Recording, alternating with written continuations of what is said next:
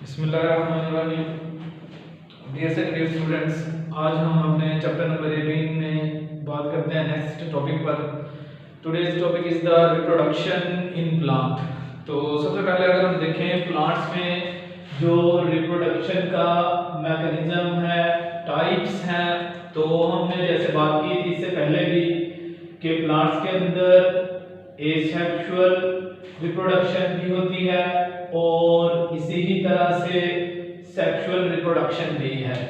तो अब हम देखते हैं कि प्लांट्स में देखा जाए तो जो सेक्सुअल रिप्रोडक्शन है इनमें हम देखते हैं प्लांट्स के अंदर भी गैमीट्स की फॉर्मेशन होती है, जैसे कि एनिमल्स में होती है, एग प्रोड्यूस होते हैं, स्पर्म प्रोड्यूस होते हैं, और इसी ही तरह से जो एसेक्सुअल मेथड है प्लांट्स में हम इसको कह देते हैं कि ये वेजिटेटिव तरीके से हो सकती है, या इसी ही तरह से वेजिटेटिव से मुराद ये है कि roots, stems and leaves are produced the plants of next generation. जब जड़, तने या पत्ते से नया पौधा पैदा होने लगे तो इस टाइप की रिप्रोडक्शन को वेजिटेटिव कहते हैं। और इसी ही तरह से मजीद हम ये देखते हैं कि प्लांट्स में एसेक्सुअल मेथड में टिश्यू कल्चर भी शामिल है, और इसी ही तरह से हम देखते हैं कि ये टिश्यू कल्चर और वेजिटेटिव प्रोपगेशन जो है, आर्टिफिशियल प्रोपगेशन, ये तमाम की तमाम एसेक्सुअल मेथड की टाइप्स है। तो सबसे पहले हमने बात करनी है सेक्सुअल मेथड्स ऑफ रिप्रोडक्शन के। तो हम देखते हैं प्लांट्स में जो सेक्सुअल रिप्रोडक्शन है इसको मजीद जो है वो हम देखते हैं दो जनरेशंस, डिफरेंट जनरेशंस हैं प्लांट्स में, यानी लाइफ साइकिल की जो डिफरेंट स्टेजेस है उसके जरिए से सेक्सुअल वे में प्लांट्स अपनी रिप्रोडक्शन को मुकम्मल करता है। तो अगर हम देखें प्लांट्स में एक जनरेशन जो कि स्पोर प्रोड्यूसिंग जनरेशन है, इसको हम कहते हैं इट इज द स्पोरोफाइट, और इसी तरह से प्लांट्स के अंदर एक जनरेशन जो गैमीट्स पैदा करती है, हम इसको नाम देते हैं इट इज कॉल्ड गैमीटोफाइट। यानी कि हम देखेंगे प्लांट्स में आम तौर पर ये नोट किया जाता है, ये देखा जाता है कि जो स्पोरोफाइट है, ब्रायोफाइट्स जिनको हम कहते हैं these are the non vascular plants, और इसी तरह से वास्कुलर प्लांट्स में दो ग्रुप है, जिम्नोस्पर्म और एंजियोस्पर्म। एंजियो जिनको कहते हैं फ्लावरिंग प्लांट्स हैं। तो अब देखना ये है कि इन प्लांट्स के लाइफ साइकिल में ऐसी जनरेशन जो गैमीट्स पैदा करती है, आया कि वो हैप्लॉइड है या डिप्लॉइड है, और इसी तरह से स्पोरोफाइट को हम देखते हैं आया कि ये हैप्लॉइड है या डिप्लॉइड है। सबसे पहले इसकी डेफिनेशन देख लें। हम कहते हैं gametophyte generation is a generation that produces gametes. तो प्लांट्स में गैमीट प्रोड्यूसिंग जनरेशन गैमीटोफाइट कहलाती है, और इसी तरह से स्पोर प्रोड्यूसिंग जनरेशन को हम नाम देते हैं इट इज कॉल्ड स्पोरोफाइट। और मजीद अब हम देखेंगे इसको नेक्स्ट, जैसे जैसे हम लाइफ साइकिल की बात करेंगे तो आम तौर पर हम देखते हैं जो स्पोरोफाइट है, स्पोरोफाइट जो है वो हम कहते हैं इट इज डिप्लॉइड, ये डिप्लॉइड होता है। और इसी ही तरह से अगर गैमीटोफाइट की बात करें तो हम इसको कहते हैं इट इज द हैप्लॉइड। यानी कि गैमीटोफाइट देखें, खुद इस गैमीटोफाइट की बॉडी जो है हैप्लॉइड है, लेकिन ये गैमीट्स प्रोड्यूस करेगी, यानी एग और स्पर्म प्रोड्यूस करेगी। और इसके अलावा अगर हम देखें जो स्पोरोफाइट है प्लांट, ये डिप्लॉइड है, और इस तरह से हम देखते हैं ये स्पोर प्रोड्यूस करता है। डिप्लॉइड होने की वजह से हम कहते हैं कि ये जो स्पोरोफाइट है इसमें भी ऑसिस होती है, जबकि गैमीट्स जो है प्लांट की बॉडी जो गैमीट पैदा करती है हैप्लॉइड होने की वजह से वाहिद प्लांट्स का ग्रुप है जो माइटोसिस के जरिए से गैमीट्स पैदा करती है। एनिमल से ये कैरेक्टर डिफरेंट है। जैसे हम एनिमल्स में देखते हैं कि जो डिप्लॉइड एनिमल्स हैं वही एग और स्पर्म प्रोड्यूस कर सकते हैं मीओसिस से, जबकि प्लांट्स के अंदर जो हम देख रहे हैं कि गैमेटोफाइट जनरेशन जो गैमेट्स प्रोड्यूस करती है वो हैप्लॉइड होती है। तो इस तरह से हम देखते हैं अगर प्लांट की जो लाइफ साइकिल को देखा जाए तो आधा जिंदगी का हिस्सा जो है वो स्पोरोफाइट की शक्ल सूरत में गुजारता है, आधा जिंदगी का हिस्सा गैमेटोफाइट की शक्ल सूरत में गुजारता है। आमतौर पर ये नोट करना है, ये देखना है कि जो ब्रायोफाइट्स, जो प्लांट्स के हम दो बड़े ग्रुप्स कहते हैं, हम कहते हैं bryophytes, these are the plants that are without vascular bundles. हम देखते हैं ब्रायोफाइट्स में gametophyte generation is dominant and independent, means it is the plant generation that is large and conspicuous। हम बड़ा प्लांट और पौधा अगर ब्रायोफाइट्स में जो देखते हैं तो वो डोमिनेंट यानी ज्यादा लंबी जनरेशन में पाया जाता है। प्लांट के लाइफ साइकिल में ज्यादातर गैमेटोफाइट नजर आता है।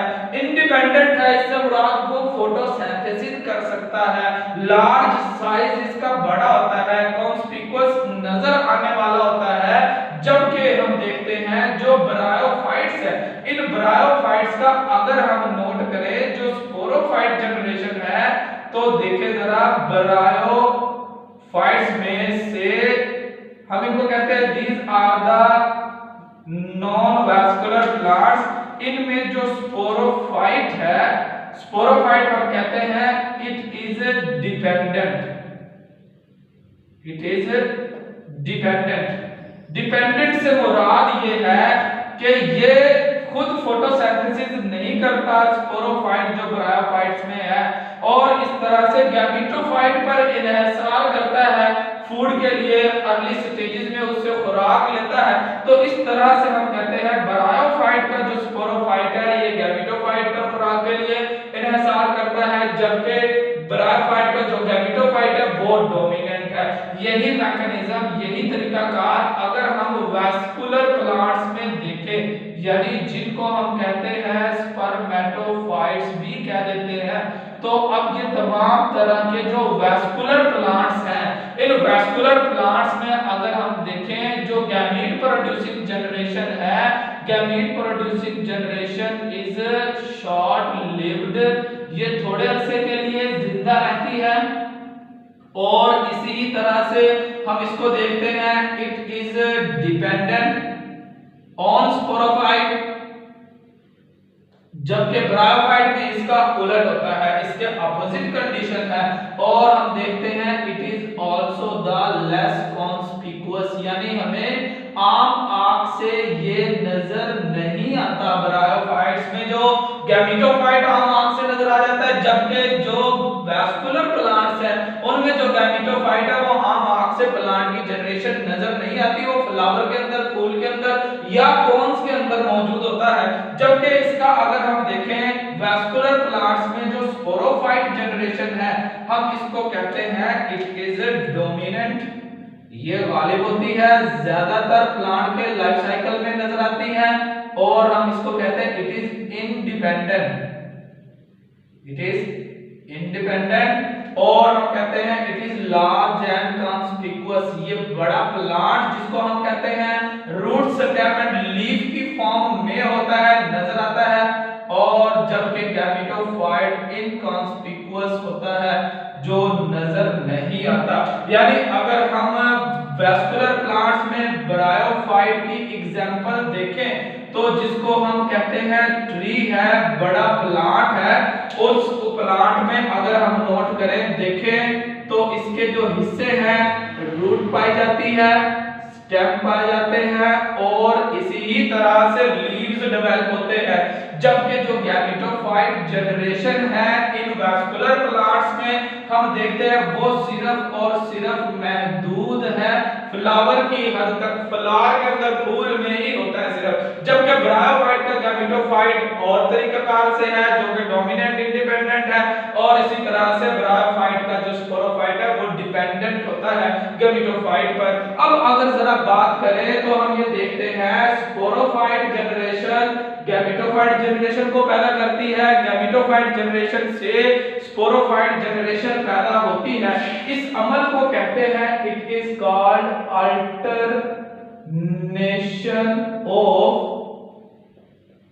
Alternation of generation.